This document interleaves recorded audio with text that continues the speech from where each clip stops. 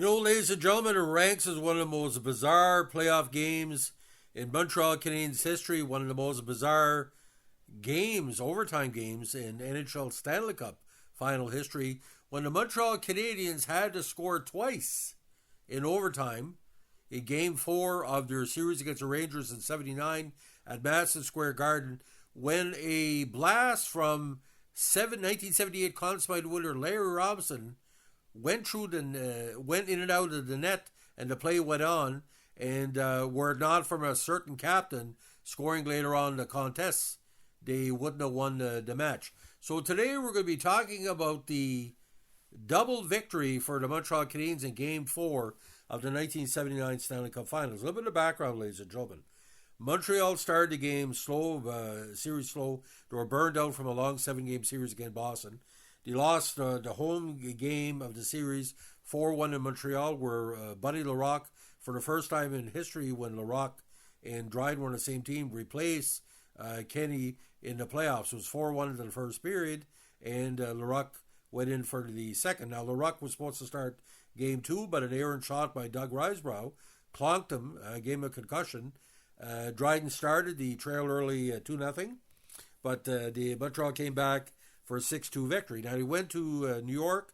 New York had every indication they were going to be dominant, but Montreal, in a fine defensive effort and a big late key goal by Jacques Lemaire, led Montreal to a 4-1 victory. Now, Game 4, probably one of the best contests between the Rangers and Montreal in their playoff history, was a struggle from the first. Now, how it worked on this, ladies and gentlemen, the Rangers' two young stars, Pat Hickey and Don Murdoch, dominated the first period of that contest. Hickey scored at 119 for his first goal in the postseason, with Don Murdoch scoring his seventh of the postseason at 17:03 to give them a 2-1 lead after Réjean Houle scored at 2:39.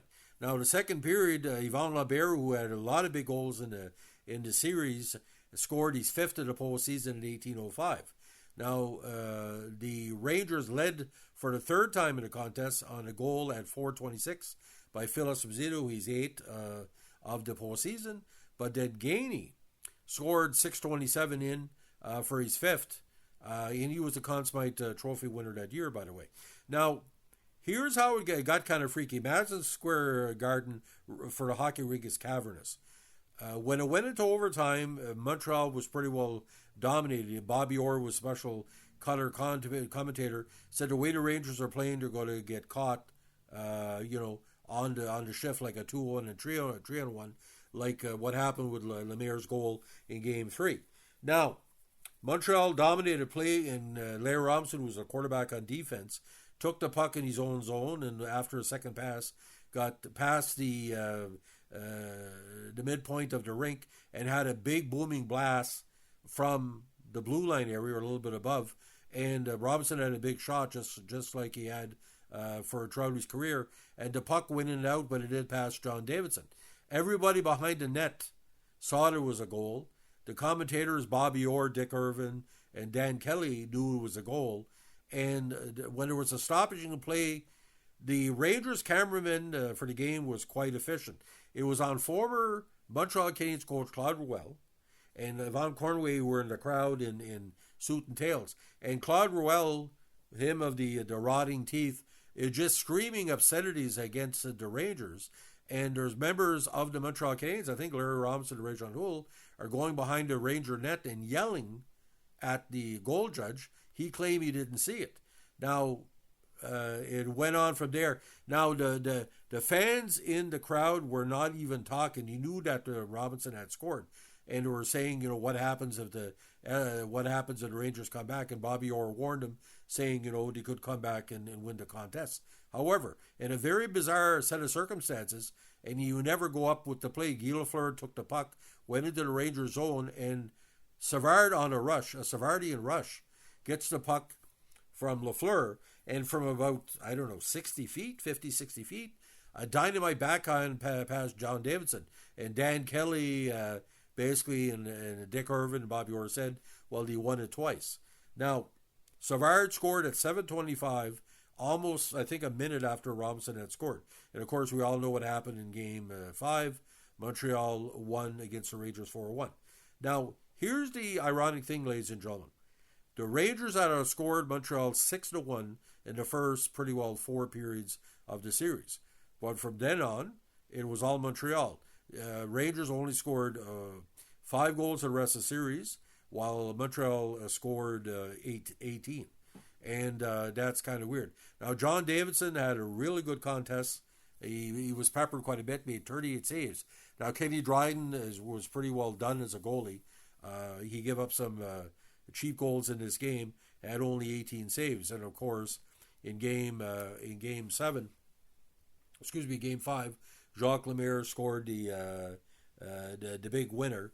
And ironically, ladies and gentlemen, this is no joke, Rick Chartrand opened the scoring in Game 5 with Vadnais scoring, and then Lemaire gaining Lemaire in the second period. And Lemaire should have been consummated winner that year. He had 11 goals to gaining 6, but that's okay, neither here nor there.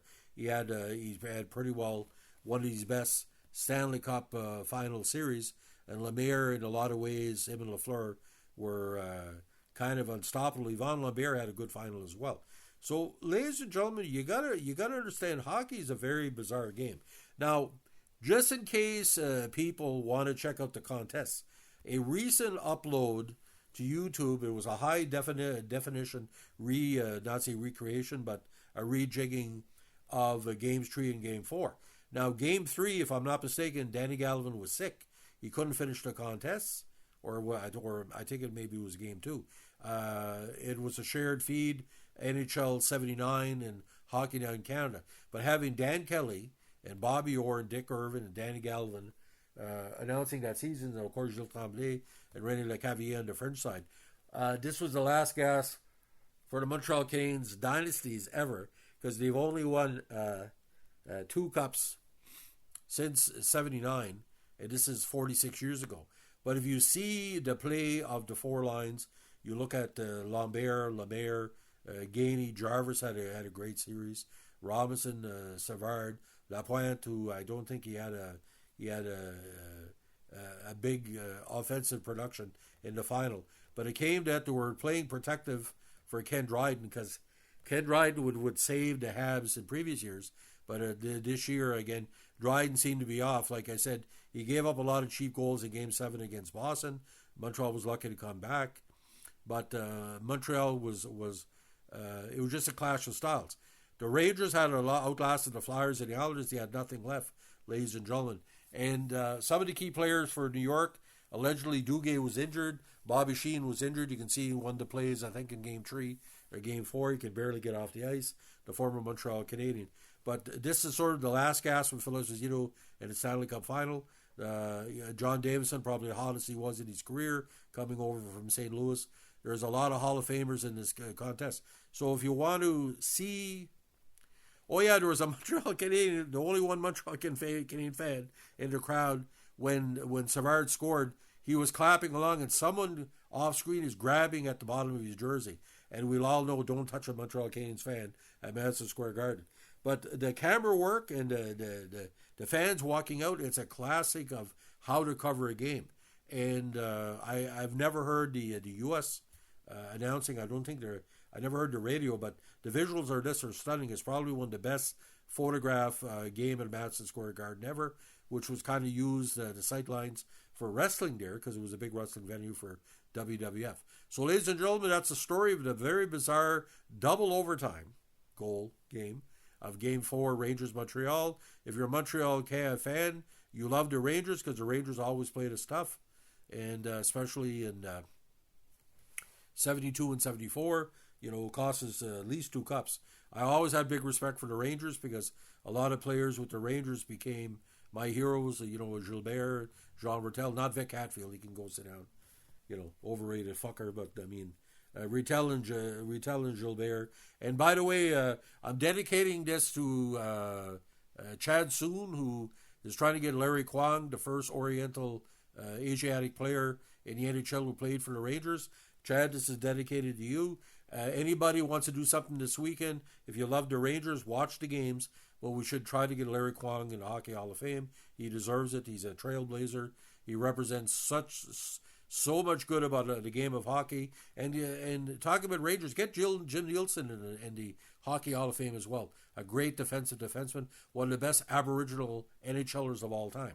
So let's put Jim Nielsen in and Larry Kwong and say to yourself, the Rangers are a legacy team, original six, and it just was so nice to be a fan in '79 to see the Rangers and Montreal.